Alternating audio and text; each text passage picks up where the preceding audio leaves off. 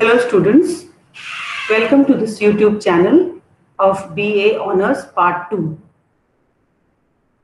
I am Dr. Gayatri Yadav, Associate Professor in Geography in BSR Arts College, Alwar.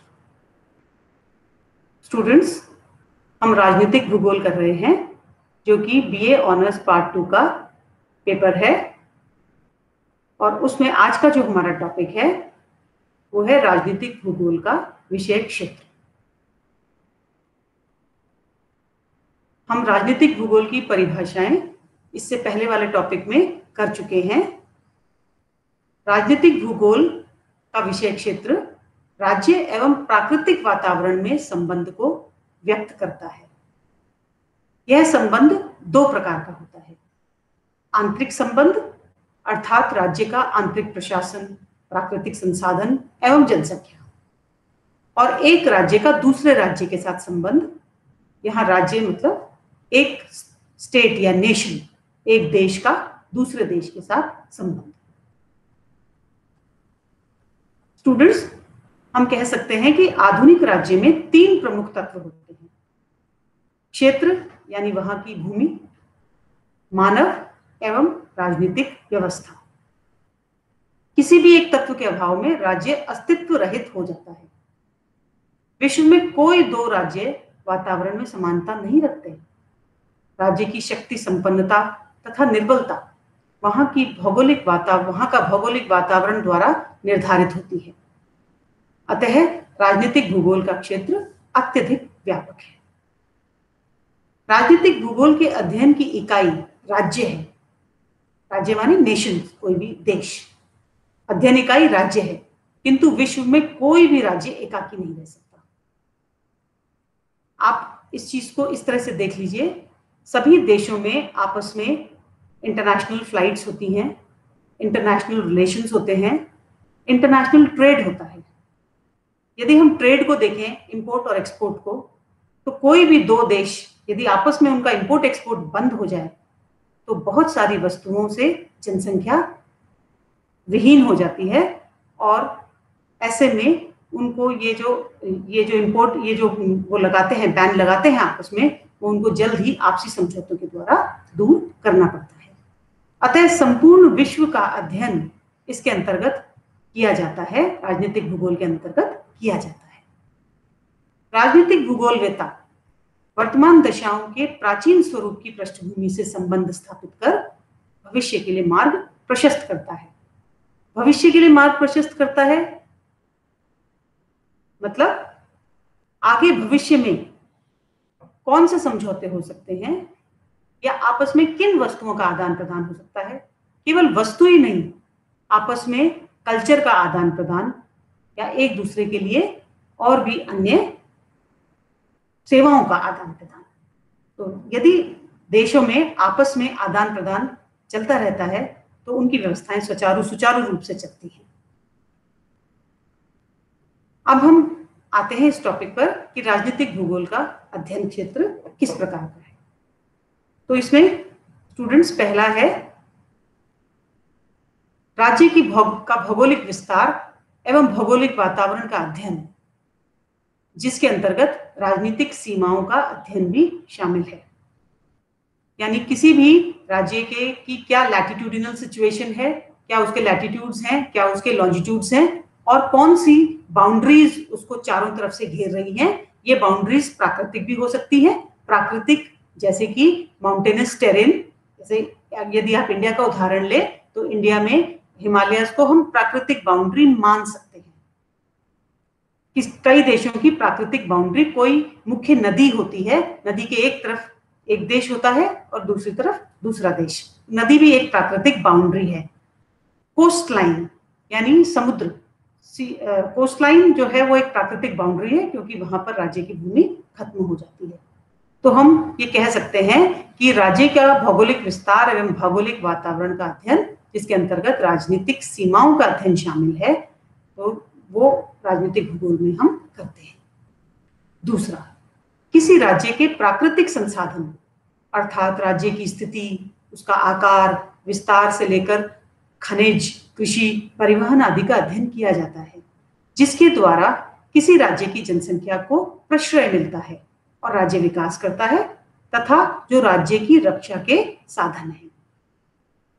इस point से हमारा मतलब है कि किसी देश में यदि खनिजों का बहुतायत है, यदि वहां के प्राकृतिक संसाधन बहुतायत में हैं और वहां पर परिवहन अच्छा है, तो वहां की जनसंख्या को रहने के लिए एक अच्छी पृष्ठभूमि मिलती है और वहां की जनसंख्या और वह देश एक साथ मिलकर अच्छा विकास करते हैं।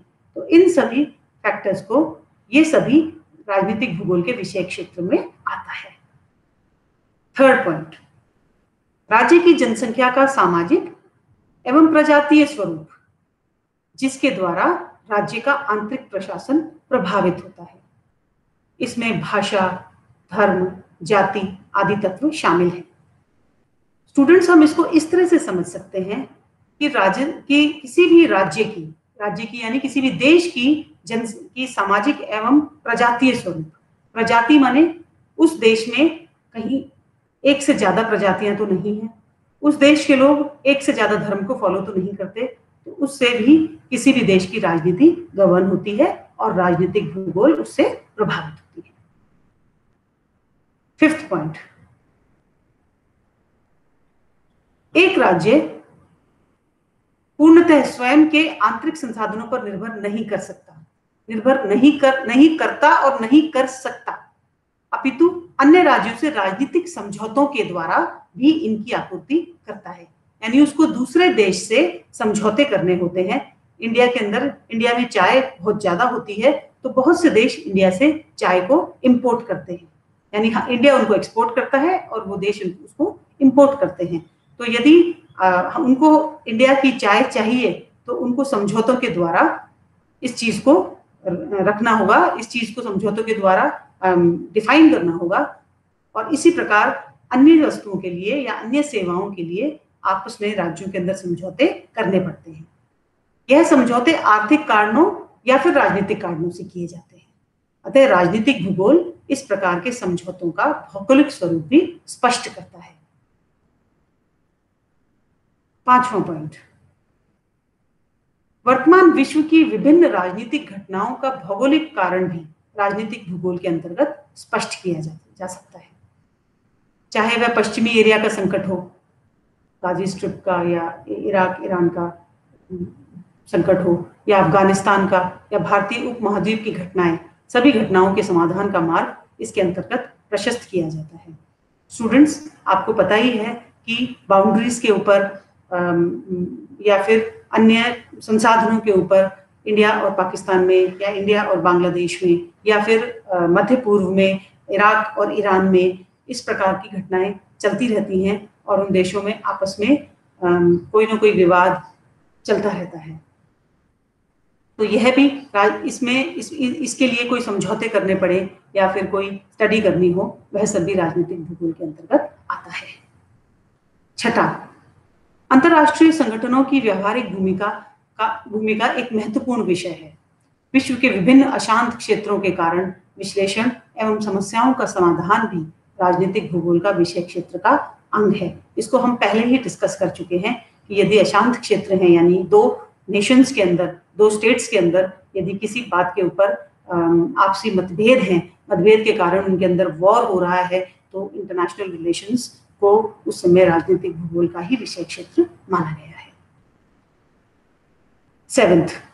सातवां, राजनीतिक निर्णयों में भौगोलिक उपक्रमों की महत्वपूर्ण भूमिका है, जिसका अध्ययन भी राजनीतिक भूगोल में किया जाता है। 8, निर्वाचन भूगोल। निर्वाचन भूगोल भी राजनीतिक भूगोल का एक महत्वपूर्ण पक्ष है, जिसमें निर्वाचन को प्रभावित करने वाले भौगोलिक तथ्यों के साथ साथ निर्वाचन परिणामों का क्षेत्रीय विश्लेषण एवं मानचित्रण तथा व्यवहारिक पक्ष का विवेचन किया जाता है।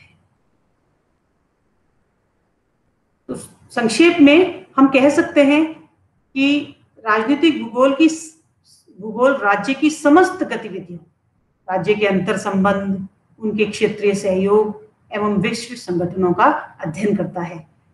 एक तरह से हम कह सकते हैं कि इंटरनेशनल रिलेशंस जो हैं, यानी आपस में जो विभिन्न देशों के अंदर जो संबंध हैं, उन सब की धुरी एक तरह से राजनीतिक भूगोल है और राजनीतिक भूगोल के अंतर्गत ही हम इन सब संगठनों का या देशों में आपसी मेल या फिर जो वॉर जो भी स्थितियां हैं उन सबको हम पढ़ते हैं।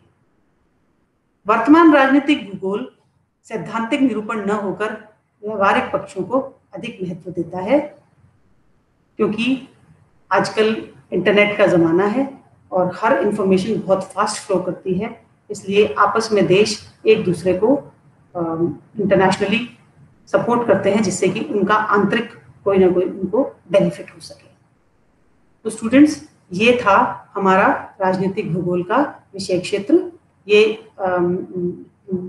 सेक्शन ए में ए का ये टॉपिक है, सेकंड टॉपिक है आपका, और इसके ऊपर क्वेश्चन इसी तरह से आता है।